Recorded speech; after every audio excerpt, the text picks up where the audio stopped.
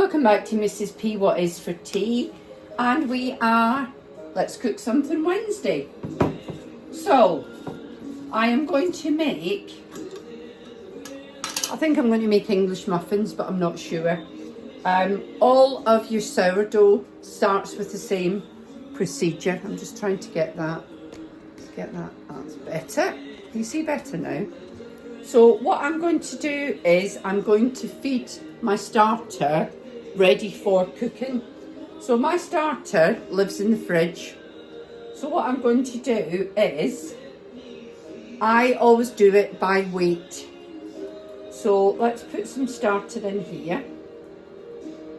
So I have got 80 grams of starter. So the rest of my starter I will return to the fridge. I think I'll need more than that actually. So I'm going to have a bit more. Let's make it 100 grams. There we go. Okay.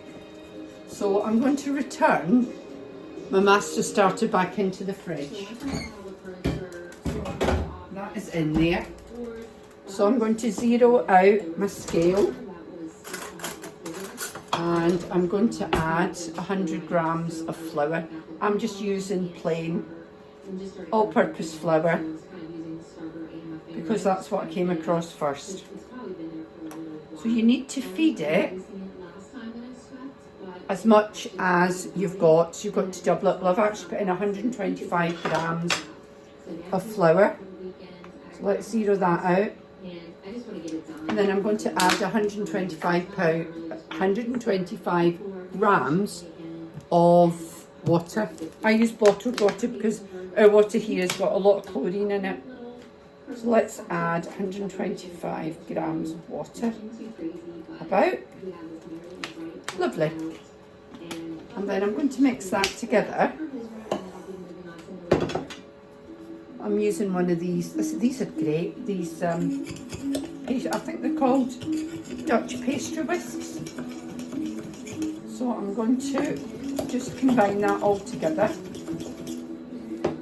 So it allows the starter to start feeding on that flour.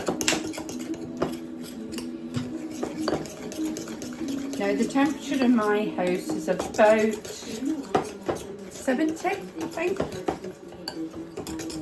So that's all mixed.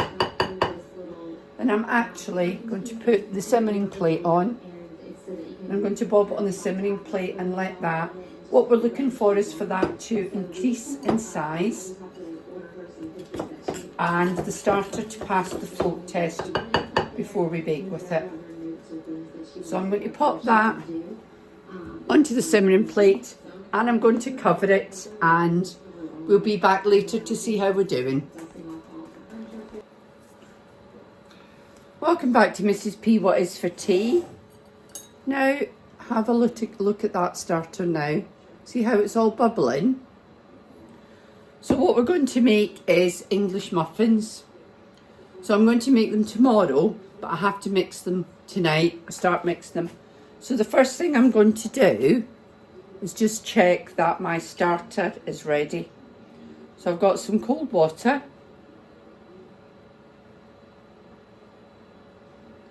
See how that's floating? So that means that the starter is ready to bake with. So, for English muffins, it is quite easy. It starts off as 2 cups of flour. This is just plain all-purpose flour. So 1,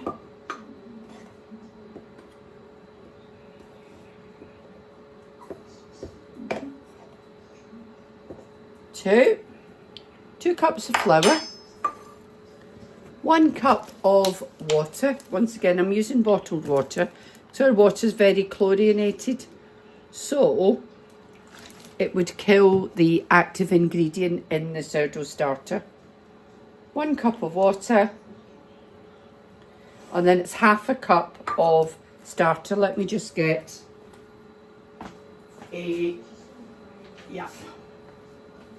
one of these. So, and it's half a cup. This is actually a cup measure. So I'm just going to do half a cup of sourdough starter.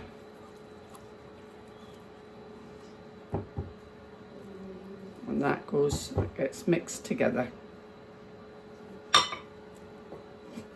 going to pop the lid back on my starter, put it back on the simmering plate, but I'm going to turn the simmering plate off.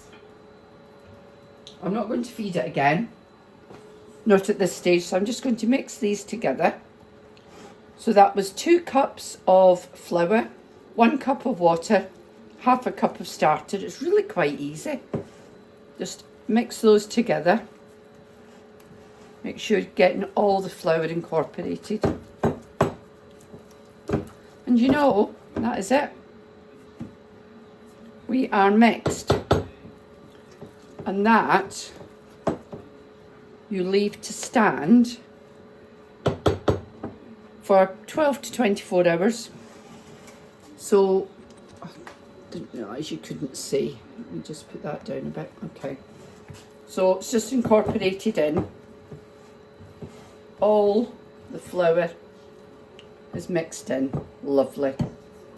Now I am going to pop over that just to keep it warm more than anything else, is a shower cap. I know that's a bit strange, but you know, it's so much easier than messing about with cling film. I'll buy these by the hundreds from Amazon. And just pop a shower cap over it. And I'll literally leave it on the side. And we'll come back and we will complete the recipe tomorrow. So we're now 10:15 at night. That's them mixed, and we will be baking them tomorrow morning. So we'll see you then. So welcome back. And we are actually the next day. And overnight, our English muffins have grown. You can see how bubbly and active that is. So I mixed them last night. 2 of flour, 1 of water, half a cup of starter. And today is the day that we'll actually cook them. So we start by adding a teaspoonful of salt.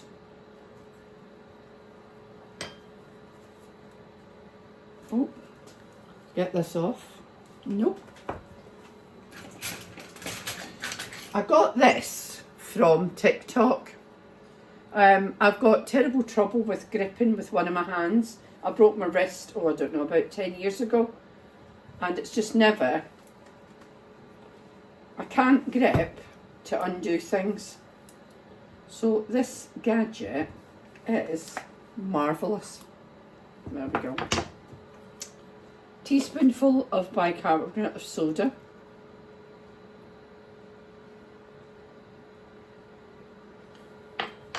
And a tablespoonful of honey. So let's just get those added in. Now I find with English muffins that I need to add more flour. Now I believe it's something to do with temperature and things like that. I don't really understand the science, but I do need to add more flour. Let me just grab a mixy thing. That's a technical term, a mixy thing.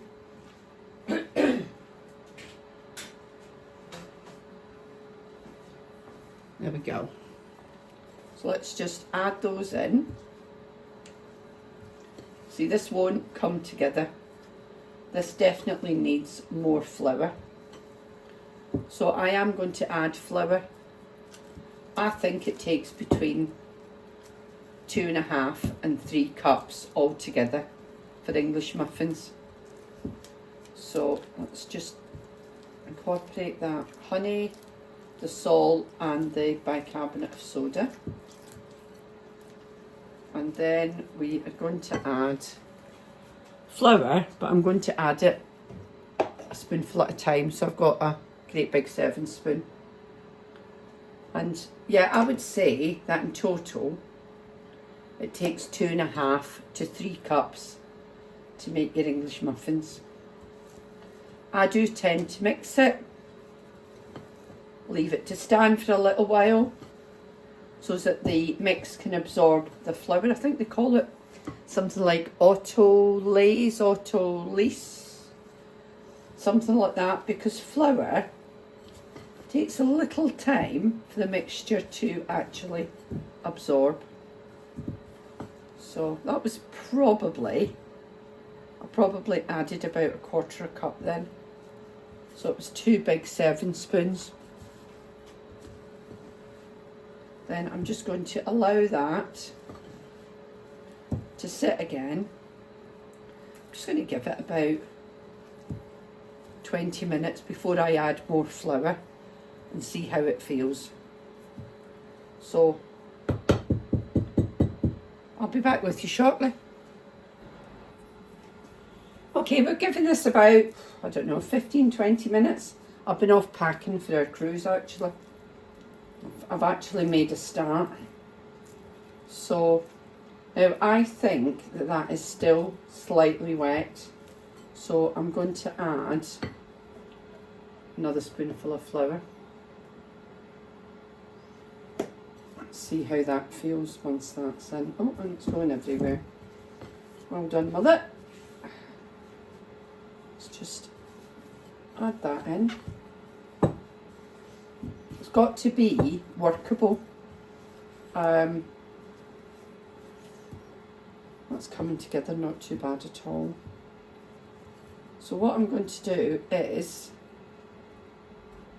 I am going to tip that out onto my I think this is actually meant for pastry, but I have to say I do use it for everything. Anything that I'm rolling goes on there. You get my scrape it. So this I'm using here is actually for tea leaves, for making tea. But you know what? See if you just want to lightly flour something. It is absolutely fantastic. I don't know what I've seen it on. I've seen it on YouTube, definitely. I don't know whose site. And I thought, well, that is absolutely genius. So I floured that. I'm just going to put a little bit of flour on my hands. And I'm going to tip the dough out.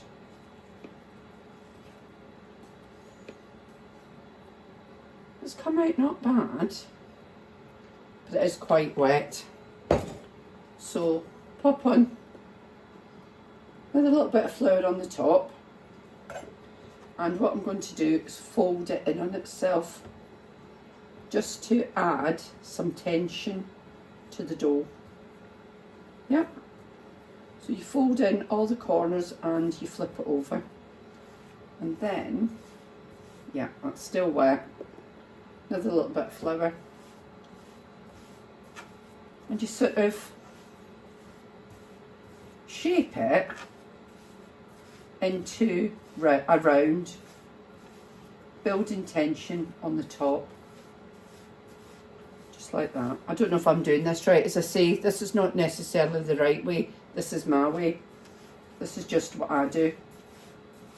So what I'm going to do with this dough is I'm going to divide it into 8. So I shall half it. It's still quite wet. Then I'm going to leave 1/2 to sit to one side.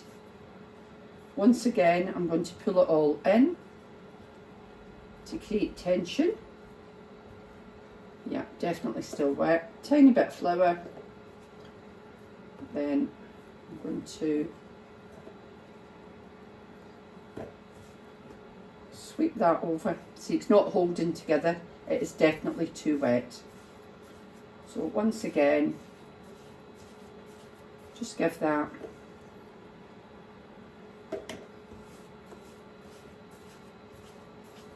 a little, you're not kneading it so much as just kind of allowing it to come together. So I'm going to half that. And then this part, once again, I'm going to half. So effectively, I end up with 6 pieces of dough. So this one, once again, tuck it all in, turn it over, and shape it round. Yep. And I'm going to do that with all 8 pieces, so I'll come back when that's done. I'm guessing you don't want to see me doing this 8 times, so I'll be back with you shortly. My hands are filthy, so. Right, so I've ended up with 8 separate pieces of dough. You see that? Yeah?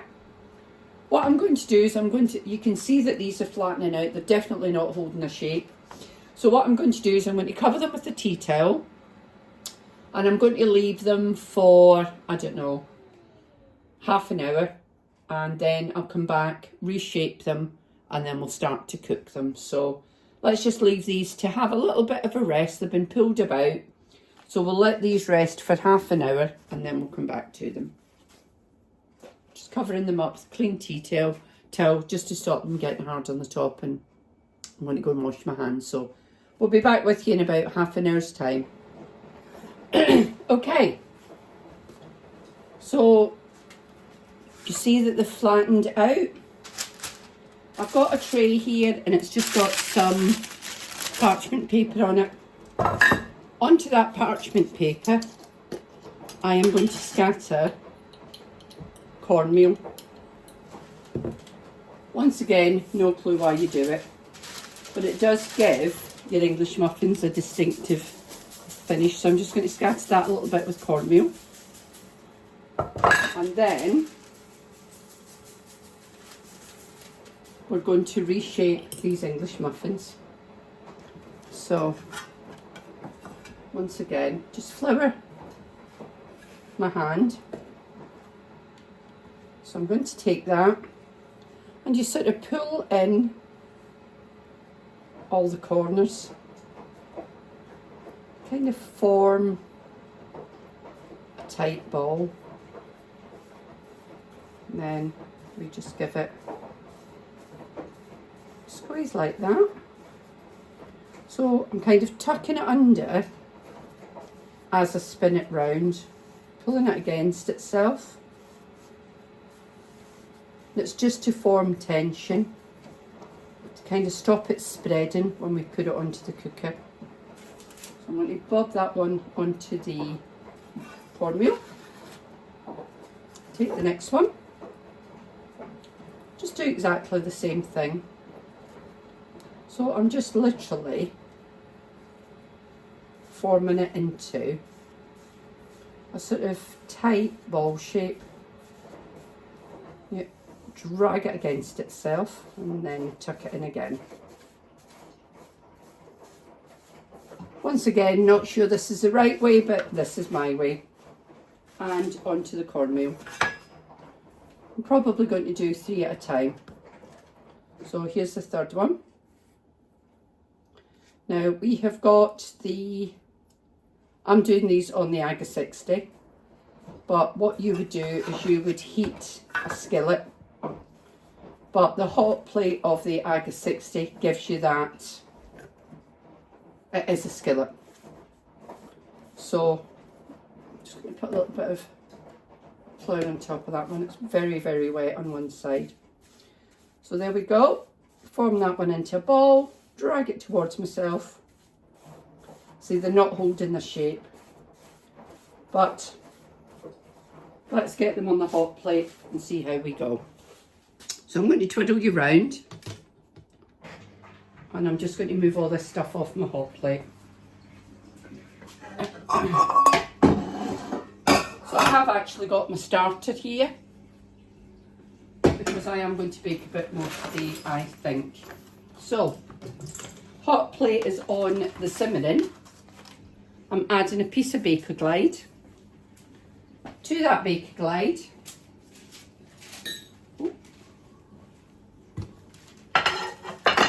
as organised as always, I'm going to add just a wee covering of the cornmeal. And I'm going to take my scraper. I'm going to lift my formed English muffin. I'm going to bob it on the hot plate. Now this is a slow process. These take about, I don't know, about 10 minutes each side.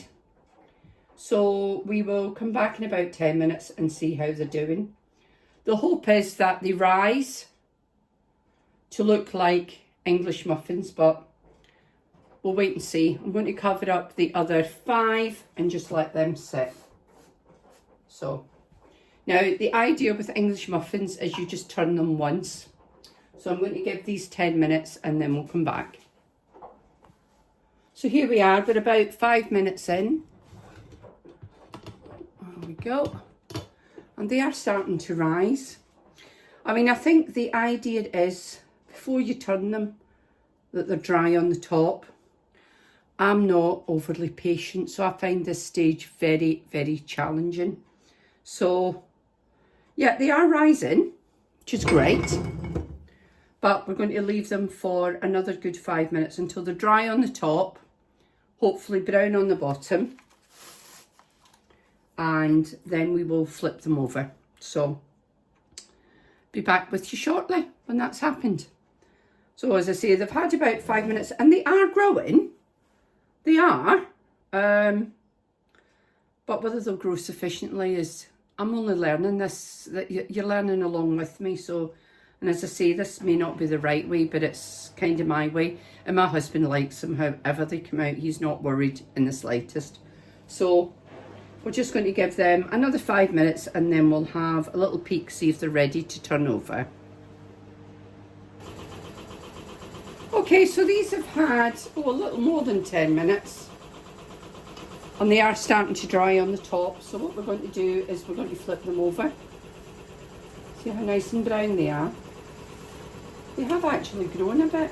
These are looking quite good. There we go. So now it's 10 minutes on this side, and then they do continue to steam once they're finished browning. I do sometimes just bob them in the simmering oven just to make sure they are finished, but those actually are looking really quite good. So we'll let them have 10 minutes on side 2 and then we'll have a look. Right, so here we go. They look good, don't they? They have really puffed up. The brown on the other side. So I'm just going to set these to one side and then we'll cook some more. They do continue, the steam inside, they do continue cooking. So I'm just going to cover those up, leave those to finish off and then cool down and then we'll have a look inside. Okay, so these have cooled. So we are just going to have a look. Oh, look at that. Absolutely beautiful. English muffins made out of sourdough. So easy. Yeah, it doesn't take a lot of time, but it's just spread over a long time. So, English muffins from sourdough. Lovely. So thank you very much for joining me today. I post videos every Monday, Wednesday and Friday. Although from next week things will be different because we are off on a 14-night cruise. So you will be getting a different point of view over those 2 weeks. But as I say, thank you very much for joining me. I'd love you to hit the subscribe button and join the family. We are over 300 subscribers. I am absolutely thrilled. So I will speak to you on, where are we? I'll speak to you on Friday when we will have meals of the week. That'll be the last one at home before we go on the cruise on Saturday. So thank you very much and I will speak to you soon.